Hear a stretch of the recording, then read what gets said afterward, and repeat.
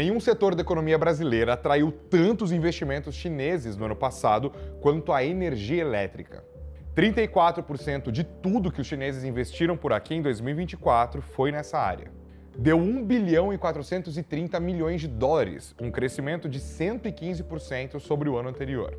Foram 22 empreendimentos chineses no setor elétrico brasileiro, e esse foi o maior volume desde o início da série histórica. Esses aportes todos fazem parte de um movimento mais amplo e constante que colocou a China no centro da expansão energética brasileira. O Brasil é hoje o principal destino do investimento chinês fora da Ásia, e como já ficou claro aqui, o setor elétrico recebe a maior parte desse fluxo. Desde 2007, 45% de todo o estoque de investimentos chineses no país foi aplicado em empresas de geração, transmissão e distribuição de energia. Somados, são 35 bilhões de dólares em ativos que fazem parte da espinha dorsal do sistema elétrico nacional. Essa reportagem aqui é parte da série de mega investimentos da China no Brasil. A gente vai entender um pouco melhor a presença chinesa no setor elétrico brasileiro. A entrada chinesa começou há mais de uma década e desde então vem crescendo em escala e em complexidade. Um dos movimentos mais marcantes foi a chegada da State Grid, que é simplesmente a maior empresa de energia do mundo. Ela desembarcou aqui no Brasil em 2010. Em 2017, ela deu um passo decisivo ao assumir o controle da CPFL Energia, que é uma das principais distribuidoras do Brasil, com presença em boa parte do país. A CPFL opera em todas as etapas do setor elétrico e responde por cerca de 15% da energia que é distribuída aqui. Somando isso à infraestrutura de transmissão que é operada diretamente pela própria State Grid, o grupo chinês ocupa posições estratégicas no coração do sistema brasileiro. Outro nome importante é a China Three Gorges, que nasceu para construir a maior hidrelétrica do mundo, a Três Gargantas. No Brasil, ela ampliou rapidamente a sua presença ao comprar ativos da Duke Energy e da CEMIG. Hoje, ela controla 8,3 gigawatts de capacidade instalada, que é algo em torno de 3,5% de toda a geração nacional, distribuídos entre hidrelétricas, eólicas e solares. A terceira empresa relevante é a SPIC, que tem uma participação menor aqui no Brasil, mas opera em escala global, que é difícil de comparar.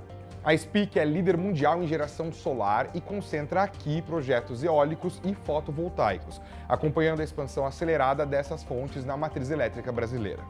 Além da escala e da capacidade de investimento, tem uma outra característica que ajuda a explicar a força dessas empresas aqui no Brasil. Todas elas são estatais. State Grid, CTG e SPIC não atuam só como empresas em busca de oportunidades. Elas são instrumentos de política energética chinesa no exterior, combinando diplomacia econômica, segurança energética e política industrial. Isso permite horizontes de investimento de décadas, além de baixa sensibilidade a ciclos econômicos e uma musculatura financeira que poucas companhias privadas, brasileiras ou estrangeiras, conseguem igualar. Esse perfil institucional delas ajuda a entender por que o Brasil concentra uma parte tão relevante dos ativos internacionais dessas empresas. Mas olha, apesar dessa presença significativa delas, não se trata de um takeover no setor elétrico brasileiro. Elas ocupam posições importantes, mas delimitadas, dentro de um sistema que é amplo e dominado por companhias nacionais, públicas e privadas. Embora State Grid, CTG e SPIC tenham essa escala global, o conjunto de ativos chineses no Brasil representa sim uma fatia relevante, mas longe de ser majoritária.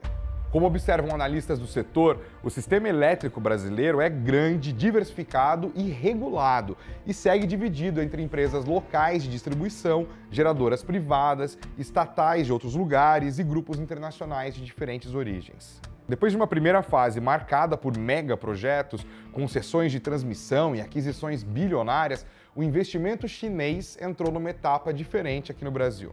Em 2018, a China redesenhou a política industrial dela e passou a priorizar o que chama de nova infraestrutura: energias renováveis, mobilidade elétrica, redes inteligentes, armazenamento e tecnologias ligadas à transição energética. Essa mudança aparece nos números. Entre 2018 e 2023, 58% dos investimentos chineses na América Latina foram para renováveis e soluções de modernização de redes. E o Brasil passou a atrair também empresas que não apenas operam ativos elétricos exatamente, mas que produzem equipamentos usados na expansão do setor. O exemplo mais visível é a BYD, que desde 2017 mantém uma fábrica de painéis solares em Campinas. O complexo da BYD abastece tanto grandes usinas fotovoltaicas quanto o mercado de geração distribuída, que é um dos mais dinâmicos do país e que cresceu enormemente nos últimos anos, né? Dá para falar em crescimento chinês dos painéis solares por aqui. Esse olhar especial da China para o setor elétrico brasileiro pode ser explicado também pelas características do nosso sistema. Ele tem uma matriz diversificada, grande necessidade de expansão da transmissão, crescimento contínuo das renováveis e projetos que exigem capital elevado e visão de longo prazo. É exatamente o tipo de ambiente em que as empresas chinesas operam com vantagem. Como destacou a Cláudia Trevisan, que é diretora do Conselho Empresarial Brasil-China, metade dos ativos internacionais da State Grid está no Brasil e a CTG segue uma proporção semelhante. Como eu disse, fora da Ásia, não tem outro país que o setor elétrico seja tão estratégico quanto o Brasil para as empresas chinesas. E com a transição energética acelerando, essa presença chinesa deve aumentar. O Brasil precisa ligar grandes complexos eólicos e solares ao sistema, também precisa expandir a capacidade de transmissão, integrar sistemas de armazenamento e ampliar a geração distribuída. E a China tem capital, tecnologia e indústria para atender todas essas demandas.